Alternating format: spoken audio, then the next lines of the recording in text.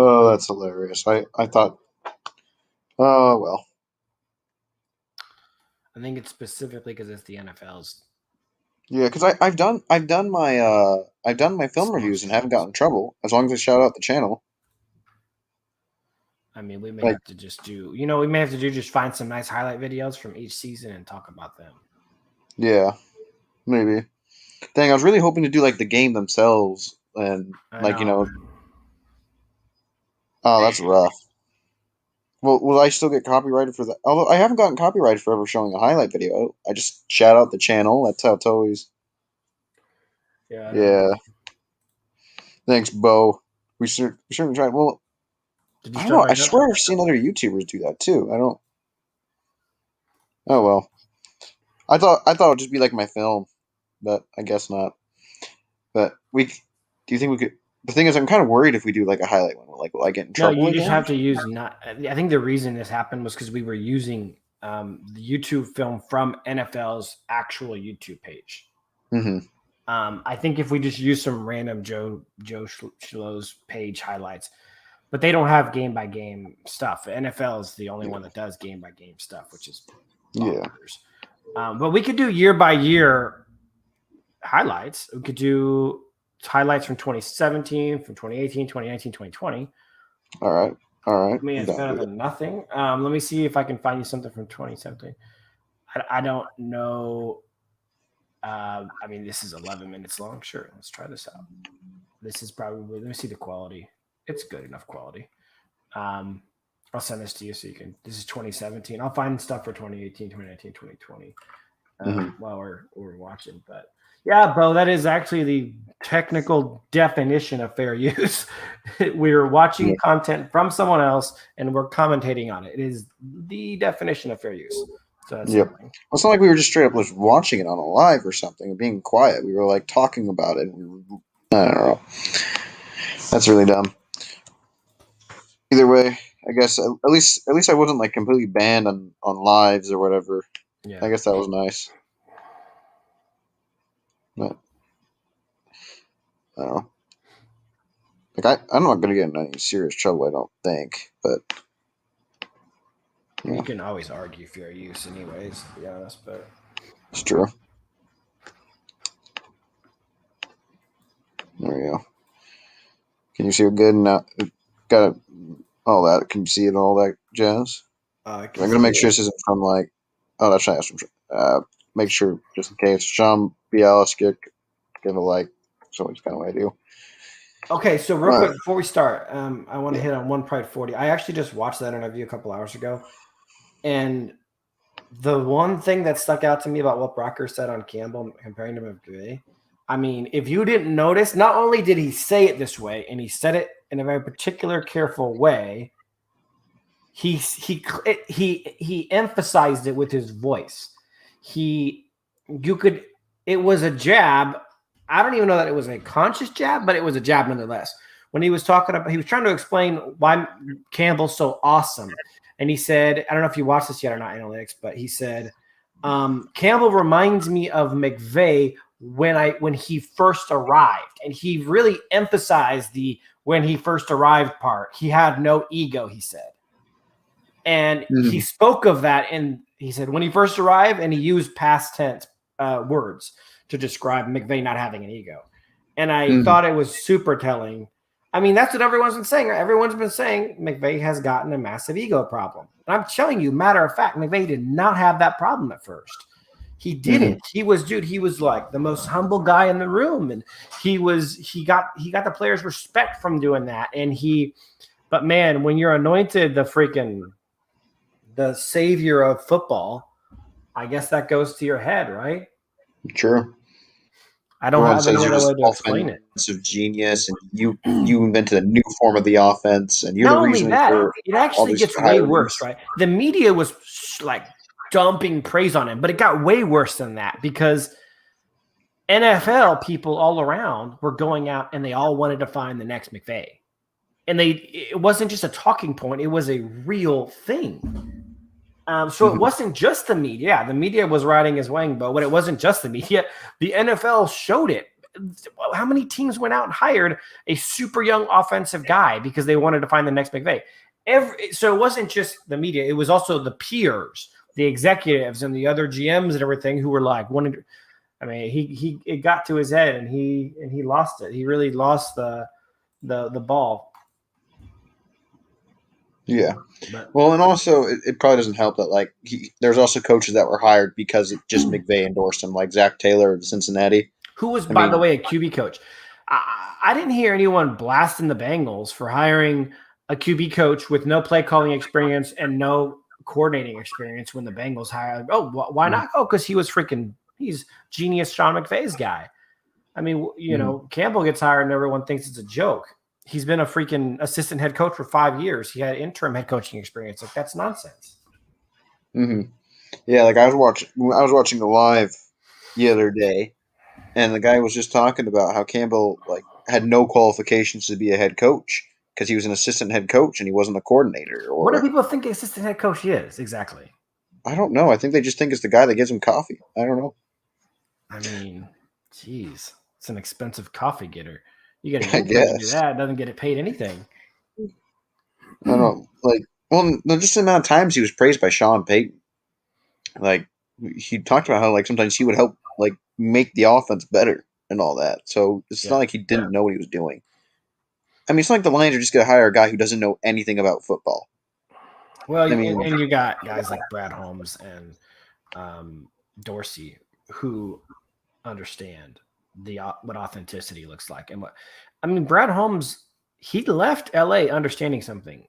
The players really liked McVay at first. What McVay did and the way he acted, authentic and humble, and people liked it. They really liked it. And Brad Holmes understood that. So he tried to find another guy just like that. And they did. Mm-hmm. Hopefully Campbell doesn't – I don't think Campbell will become that because, who said what? That Campbell didn't have any qualifications. Any qualifications? Yeah. Yeah. Wait, we got a new person. Oh, yeah. There's she. It was Durham Moby. He talked about how he didn't think Campbell had any qualifications compared to live, right? With yeah. I remember Avery Giovanni. He just talked about how Eric Bieniemy had all these more qualifications than Dan Campbell, and that Dan Campbell was a bridge coach, and that Deuce Staley was a candidate to replace him in the future. It didn't make any sense to me, but yeah. I don't know if you guys heard all the stuff that Moby was talking about with Campbell and the stuff he was talking about with Goff, but a whole lot of it made a whole lot of nonsense. I don't know why people are so high on Bieniemy, to be honest with you. He's had you're hiring a head coach who's had several legal problems.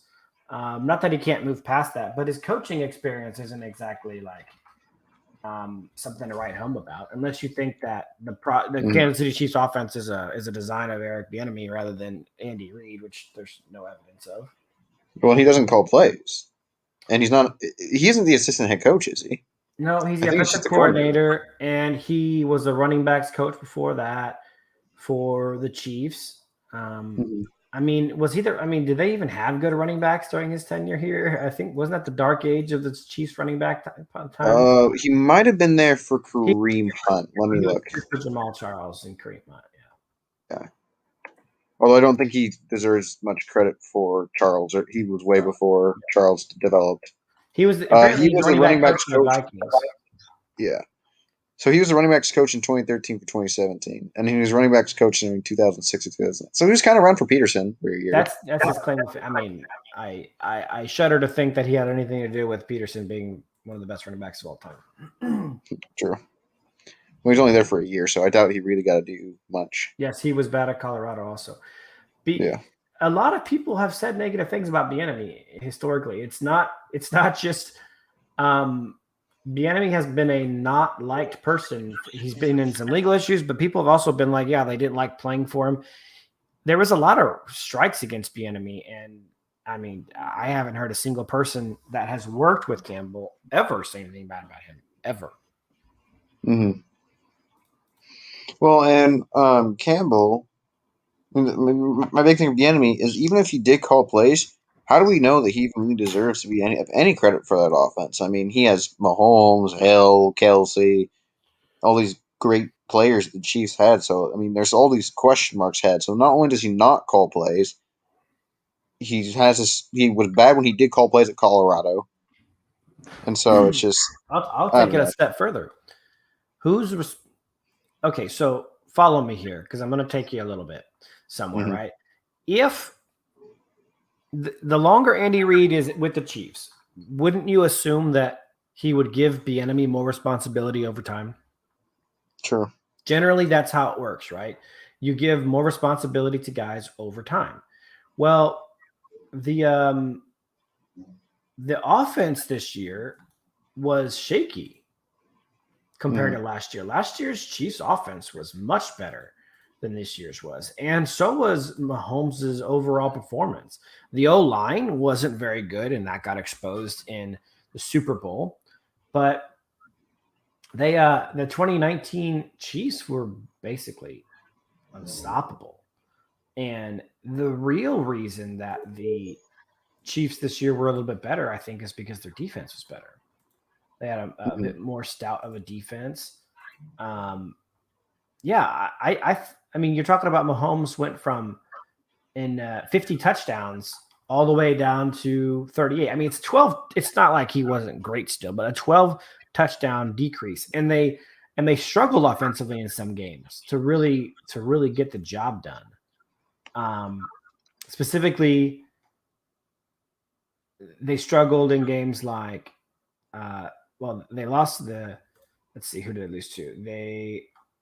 There was a couple games that were they lost the Raiders. And that was a pretty shaky game. They lost the Chargers and young Justin Herbert. And on the last game of the season, I don't even know that they were all playing then. But I mean, obviously they were a great team, so tonight. But the offense, I think, took a step back. They were not nearly as good as they were in 2019. Yeah. Well, my other thing is also the freaking Texans chose David Culley over him. The wide receivers coach for the Baltimore Ravens. Even after Watson requested him. It's true.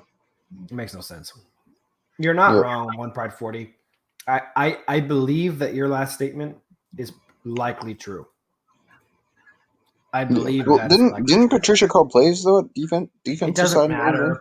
It doesn't matter because calling plays is one small aspect of the thing. And when you're talking about a guy like Belichick, who's the architect of the defense, and if you know anything about Bill Belichick, he's extremely controlling, and he's the kind of guy to tell Patricia, in X situation, you choose one of these three plays, right? Like he has an idea of what he wants to do in every situation that the game presents. And I would be shocked if Bill Belichick isn't controlling enough with his coordinators to be like, I expect A, B, or C to be called in this situation. That's your choices. So like a lot of these coordinators are really just, they're not, I wouldn't say the puppets of the head coaches who would dominate that side of the ball, but they are they're being, what's the word I'm looking for? They are, it's a chain of command, right? They're only applying the will of the coach. They're not actually like some genius out there, revolutionizing anything. They're just doing what the coach wants. Which is like when I tell my kids that I want the laundry folded one way over another particular way. It's the same basic concept, Yeah. Very true. I agree. All right.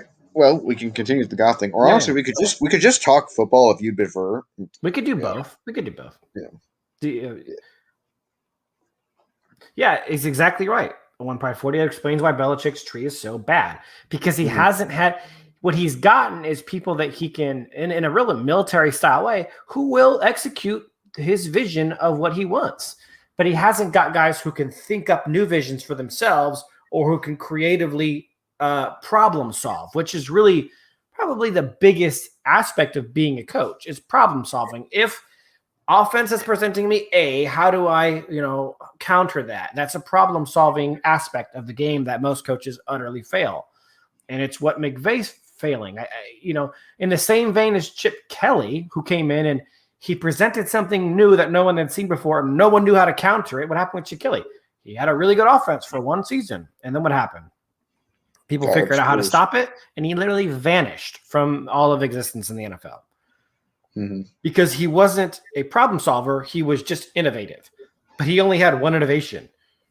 And if you actually hear about people who were close to Chip Kelly, he was downright positive that his innovation would work no matter what, even after it got exposed and countered.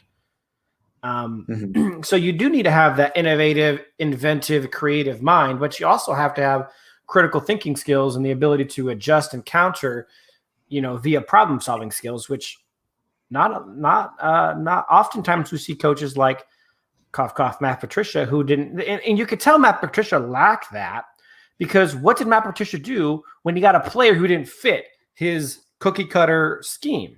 The Jack Wagon all he did was try to stuff a freaking square peg into a round hole instead of using his brain and figuring out how to make that hole a little rounder, a little more square. You know what I'm saying? There's no adjustments being made. Yep. Well, one example of that was Tracy Walker. He properly used Tracy Walker last year. He tried to put him at like box and all that. I don't know what he was thinking. And I don't know, it really sucked. But Patricia was a horrible coach. I can't believe we all fell for him. Reedstree's actually not doing as good as it was 2 seasons ago.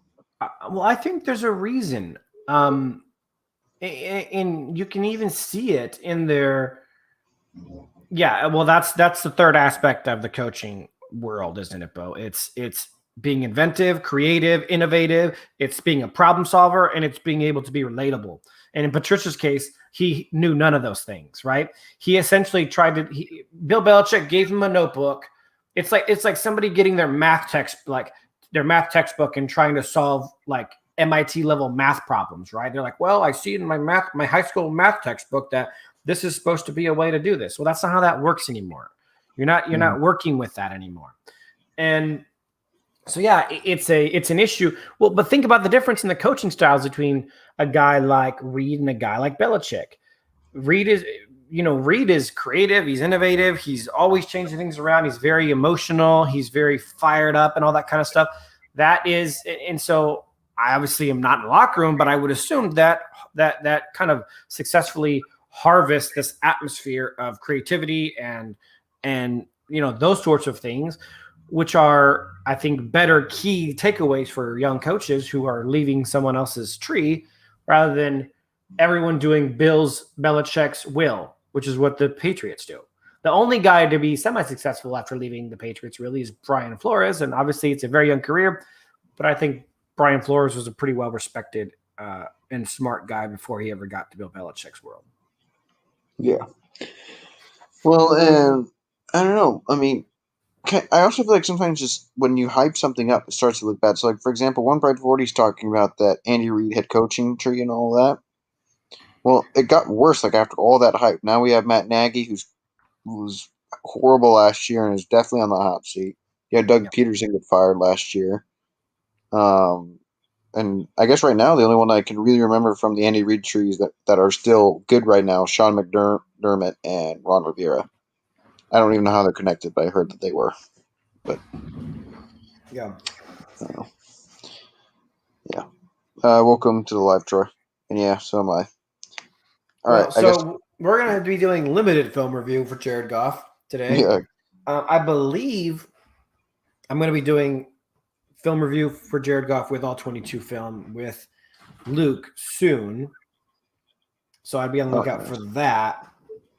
But yeah, we'll do the best with what we have here available to us. Really, we're highlighting Goff's strengths, so that's what we'll work with. Yeah.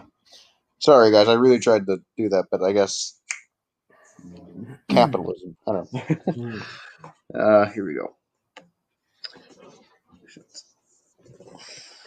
There's another one of the deep balls. Perfect throw. This is 2017. So you're going to see a lot of deep ball throws from Goff. I mean, 2017, 2018, Goff was one of the best deep ball throwers in football. Mm-hmm. So we'll see a lot of that natural talent here. Yeah. I know it doesn't really relate to Goff. But I want to pause real quick. One of the things that I think is underappreciated from Goff is, and you can see it in that throw, is the height he puts on balls. We're going to watch these highlights, and what you're going to see constantly is the ball essentially floats just out of reach of the underneath player, whether it's a linebacker or a safety or a corner playing in zone. He really has the touch to just float it right above their reach, and not to the point where the receiver has to like jump up and sky for the ball. This is something that a guy like Stafford, for example, can sometimes struggle with because he's so much more used to putting power behind his throws rather than that kind of lofty touch that Goff does. And it's like it's so entertaining watching that underneath guy be told like the ball is just kind of gently floating over his head, but he knows it's out of reach. So he's just sitting there totally helpless. It's actually one of Goff's best traits is the placement he puts on the height, not just the accuracy itself, but keeping the ball out of guys' range. So good. For sure. Well, and I know this doesn't actually have to really do anything about Goff, but a player I actually was huge on draft time was Gerald Everett or Gerald. I always mess up his first name, but I don't know. That was a player I was really excited for. What happened to him with LA? He kind of got really overshadowed by Higbee. He got overshadowed by Higbee, but actually in 2020, McVay force-fed him the ball a lot and ignored Higbee, which was a huge problem. So Everett has a little bit of a drop issue, and Everett is really, really not a good route runner at all. He's a very bad route runner. If we could watch tape on Everett, he tends to really, he just has no cut.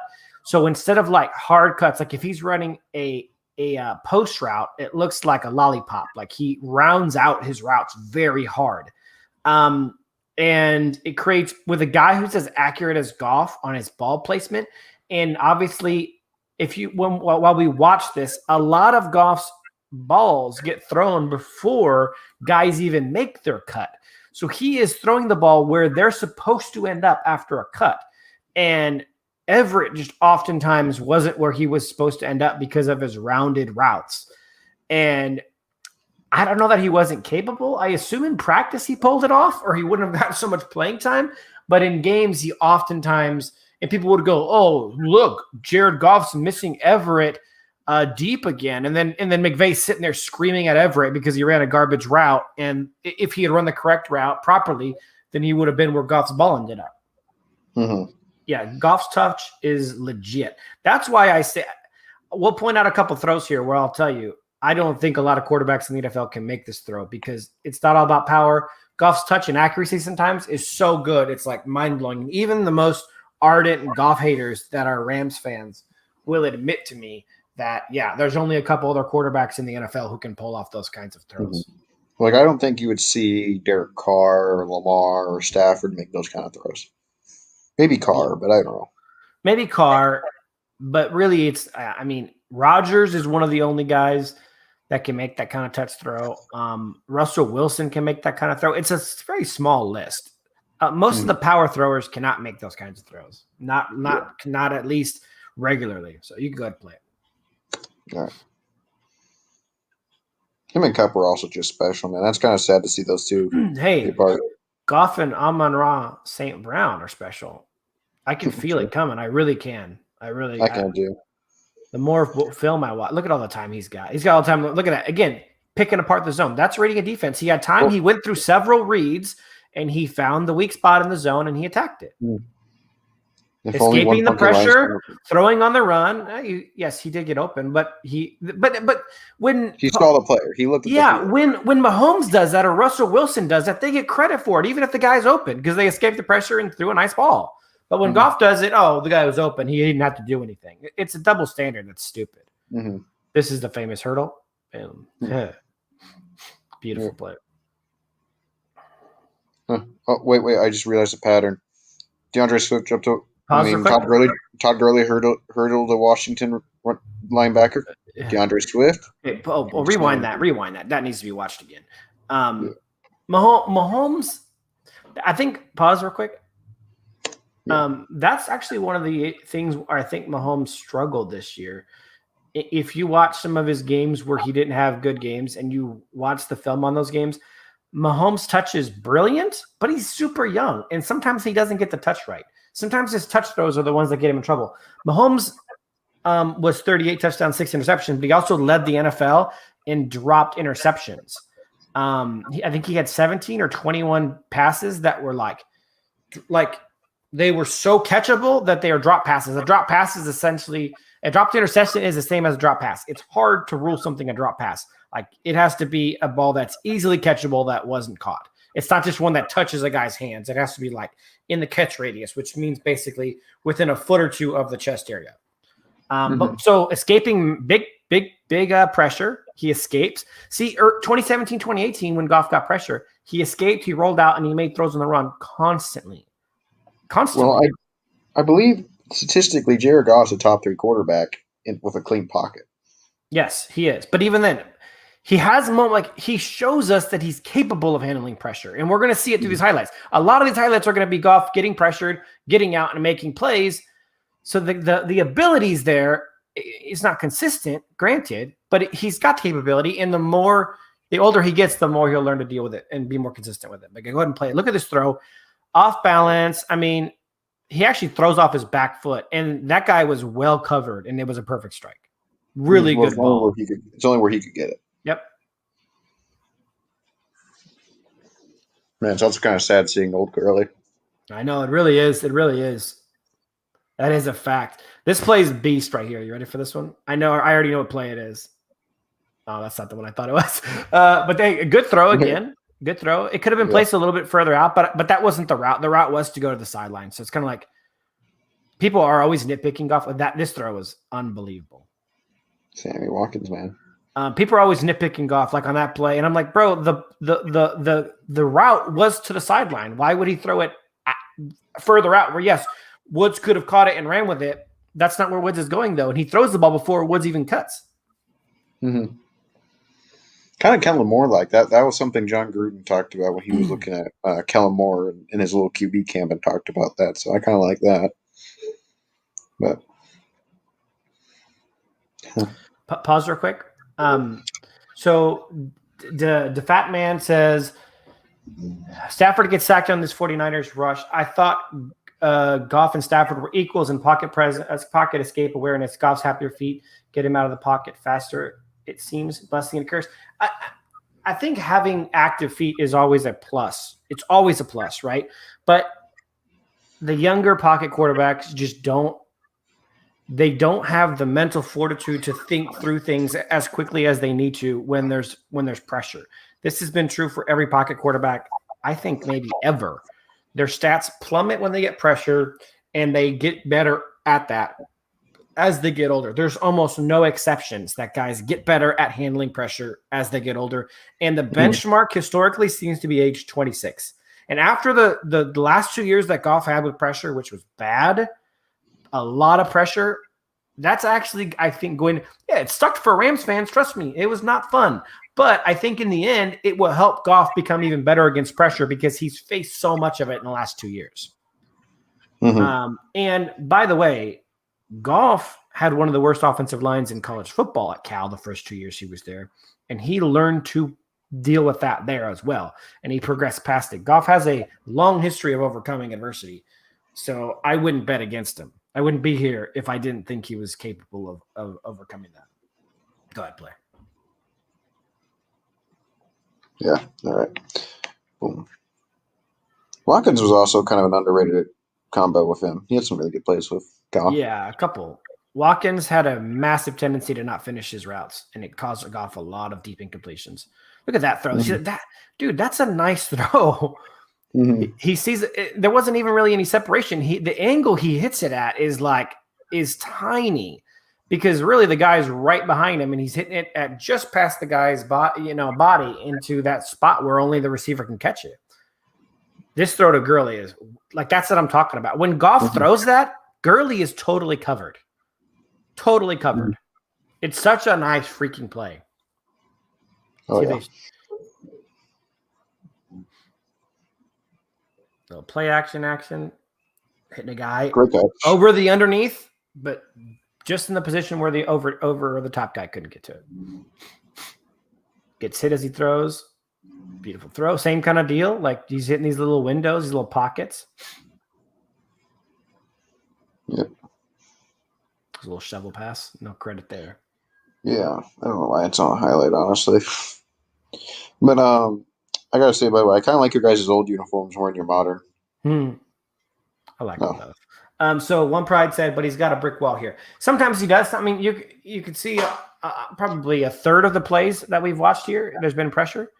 Now is a nice another. This is a play action rollout pass, and I'm already this is where he loves to be. Perfect pass. Jalen Ramsey in coverage, 3 people right around, only spot. And again, he threw that one before the cut even happened. His anticipation is really good. And now some running from Goff. He actually ran a lot more limber earlier in his career than he does now. I wonder if they can fix that in Detroit.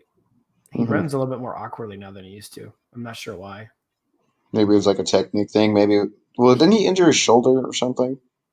No, he got like an injury. Wasn't it Cam Chancellor or something? Like nailed him? I mean, he nothing that's taken him out of the game. He's been playing with injuries and stuff except for the thumb. Yeah. Escaping, climbing the pocket. Nice pass. What's up, BD Buster? Oh, yeah, no, he's got a brick wall here. So, yeah, but look at that pass. Good Lord. Dude, his deep ball is legit. I don't know, people are always talking about it, but he's been able to hit that. Pause a second. So One Pride says he's talking about having a brick wall in Detroit. Yeah, so that's the other part of it is that statistically there's a distinction between guys who get pressured a certain amount of times a game. The more pressure, it's not just like a pressure makes you play bad. The more pressure you get throughout the course of a game, the worse decisions you make throughout the game. So let's say Goff gets pressured on 20% of his dropbacks. Well, if they're far and few between, if they're not happening like constantly, they're going to affect him less. So there's a massive drop off that happens as pressures become more consistent. So just having them be less consistent is going to help Goff, but him getting older and being more used to them is going to help. So we could see pressure not be a huge deal to him for both of those reasons. Go ahead. I'm trying to also find a stat. Man, some of these highlights was like, okay, that was a screen pass, bro. Come on. Yeah. I think he does include every touchdown. So if it's a touchdown, I think it's in here, even if it's not a Goff highlight per se.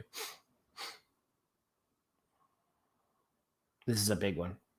Goff can't throw the deep ball. Apparently. Perfect pass on the run to Sammy Watkins. Check. Yeah. That was a deep one. I think that was 60-something yards. Well, he's so fast. Like, his little release is like, it's crazy. His little sidearm. I really like his sidearm. So. Goff can't throw the deep ball. Look at this. He gets pile driven into the ground by Jadeveon Clowney. Perfect throw. Never has to slow down. You just got suspended again. Are you kidding me? I got suspended? Well, no, this stream got cut off. What do you want to call it? What the heck? I shouted out the channel and gave it a like. And it's not NFL's channel. Wow. I've never seen this happen before. To be honest with you, I mean, we know other people. Luke had a full live stream where he played nothing but football. Just the other day with that guy from the guy talking about Monron St. Brown. He played football in the background the entire live stream and it didn't cut out. Yeah. All right. Well, I guess we're just gonna talk like golf stuff. I'm not gonna risk it anymore. I guess. No, that's stupid. That's really annoying.